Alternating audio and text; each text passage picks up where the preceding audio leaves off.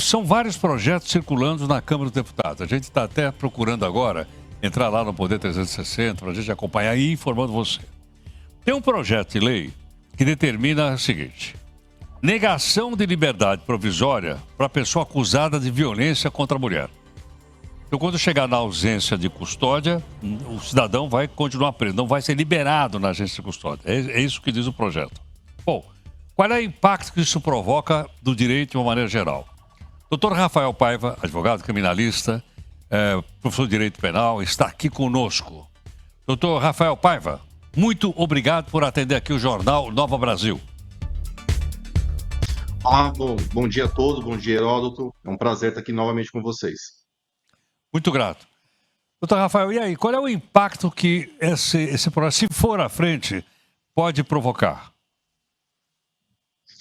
Esse projeto de lei é um projeto que eu considero bastante interessante, mas que vai ter um problema muito grave de aplicabilidade. Basicamente, o que ele propõe é o seguinte: que o indivíduo preso por violência doméstica, ele, quando for à audiência de custódia, ele não poderá se beneficiar com o Instituto da Liberdade Provisória, ou seja, obrigatoriamente ele seria preso e continuaria preso.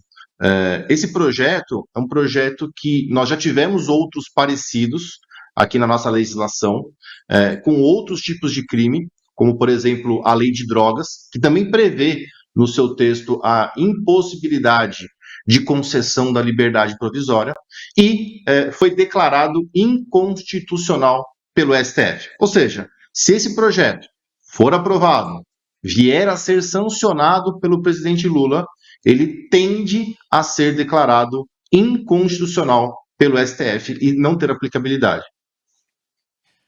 Doutor Rafael, quer dizer, caso o projeto vá à frente, então haveria as pessoas seriam tratadas de maneira diferente dentro da mesma lei? Isso, dentro de uma mesma, do rol de legislação, sim. Então, a pessoa que fosse para uma audiência de custódia acusada de cometer um crime de violência doméstica, ela nem sequer teria o direito da liberdade provisória. Se esse projeto vier a ser aprovado, ficaria dessa forma. Compreendo. Agora, mesmo que fosse ainda uma acusação e não uma decisão de que a pessoa realmente tenha cometido essa violência? A gente tem que entender que, nesse primeiro momento, não se analisa se a pessoa é culpada ou inocente. Então, isso vale para qualquer crime. O indivíduo é preso em flagrante, pela nossa legislação, ele só vai ser considerado culpado com o final do processo. Muito bem. Nessa audiência de custódia, basicamente, o que o juiz faz e vê são duas coisas. É bom a gente até falar porque tem muita desinformação sobre esse tema. Ele vai analisar quais foram as condições da prisão, se aquele preso está bem, se está doente, se foi torturado. E dois, ele vai ver se mantém o indivíduo preso ou se solta. Então, o juiz da custódia, ele tem três opções. Ele pode relaxar a prisão, se ele entender que ela foi ilegal ou abusiva, e aí o indivíduo é colocado em liberdade. Ou ele vai analisar se estão presentes ou não os requisitos da prisão preventiva. Quais são os requisitos? Resumidamente, ele vai fazer três perguntas. Esse indivíduo, se continuar solto, ele gera um risco à sociedade? Se a resposta for sim, prisão preventiva. Segunda pergunta: se esse indivíduo, uma vez solto, ele vai prejudicar o processo, ele vai coagir testemunhas, destruir provas, prisão preventiva. 3.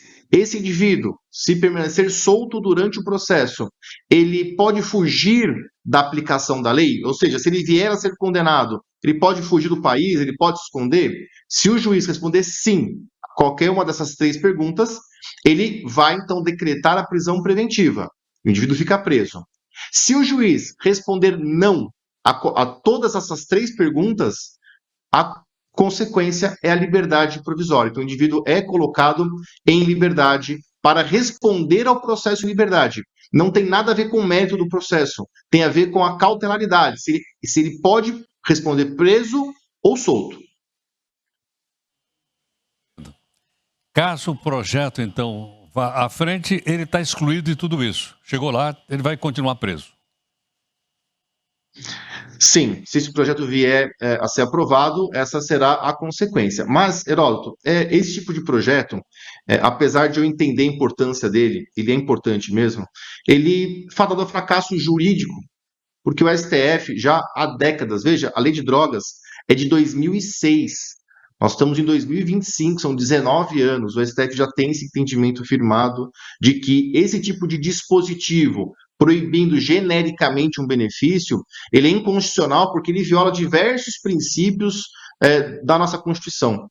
Então, infelizmente, é um projeto fadado ao fracasso. Eu acho que mais interessante que isso é a gente realmente conscientizar, adotar juízes, realmente para que analisem efetivamente se é o caso de conceder esse benefício no caso a caso. Por quê? Hoje nós temos uma sensação, né, Heródoto, de insegurança muito grande.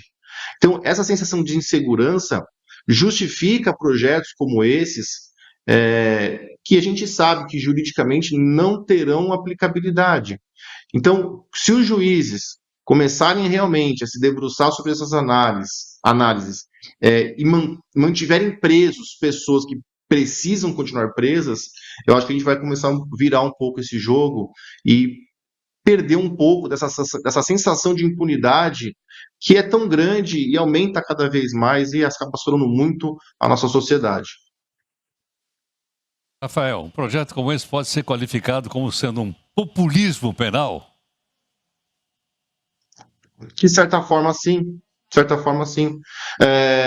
Porque já se sabe, e as comissões da Câmara e do Senado, elas são preenchidas por bons profissionais técnicos, não os parlamentares, que sabem que esses projetos são inconstitucionais. Mas veja, no mérito, eu não acho que seja um projeto ruim.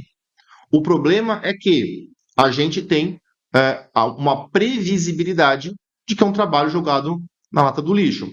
Apesar de que, Heródoto, a gente tem que fazer uma ressalva aqui.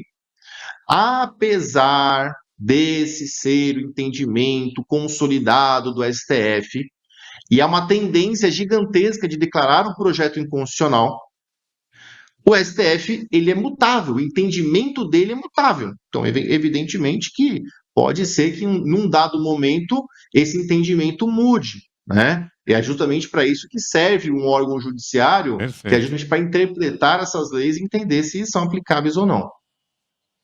Doutor Rafael Paiva, muito obrigado. Obrigado, Tá aí uma Heródoto. explicação. Bom dia para vocês. Eu que agradeço. Muito obrigado. Doutor Rafael Paiva, advogado criminalista, falando então a respeito do projeto que prevê negativa de liberdade provisória contra acusado de violência contra a mulher, e ele mesmo classificou isso aqui como sendo um populismo penal.